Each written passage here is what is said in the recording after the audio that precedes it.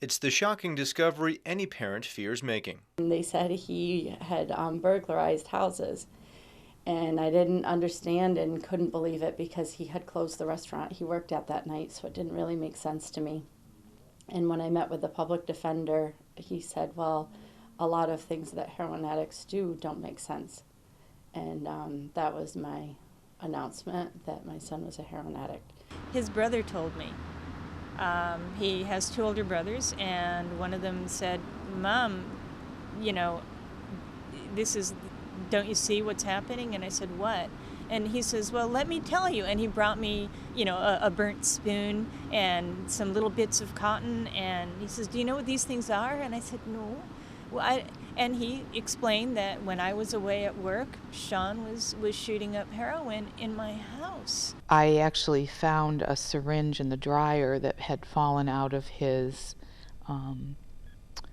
pocket, and I forced him to roll up his arms and the sleeves of his shirt, and there were tracks on his arms. While these women found out about their child's addiction in different ways, they shared the common experience of having heroin tear their families apart. The loss of trust and the heartache. It's terrible to see what this has done to my son. His brothers love him, but the trust is shot. There were many times that people counseled us to kick Johnny out of the house. I know that we knew we couldn't live with that. Locks on bedroom doors, locks on the house, changed locks, controlling when he has access to his own home. He would say, I'm a scumbag, and we would say, no, you're not a scumbag. Your addiction is a scummy disease, and it makes you do things that you would never normally do, but you are not a scumbag. You are our beloved child. And that's hard to say when someone is wreaking havoc in your home, stealing from you, lying all the time. All three mothers rode the roller coaster of rehab and relapse. Swart's son, Sean, is currently in long-term rehab to try to break a 10-year addiction. Pleus lost her oldest son, Jeff, to a 10-year addiction in August of 2014.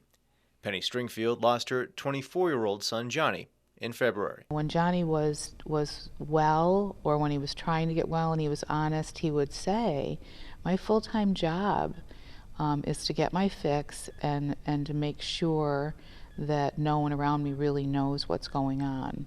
Pleus has founded Truth Pharm, a group dedicated to changing policy and erasing the stigma of heroin addiction. It's also created a tragic kinship. We keep discovering each other. I'll say Alexis, who founded Truth Pharm, we've been friends for years.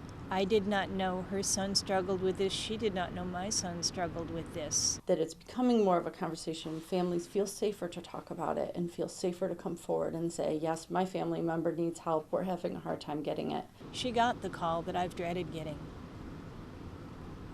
We want our sons to live and thrive, but until we have a way to battle the heroin epidemic effectively, we're going to lose our loved ones. In Broome County, Jason Weinstein, Fox 40 HD News.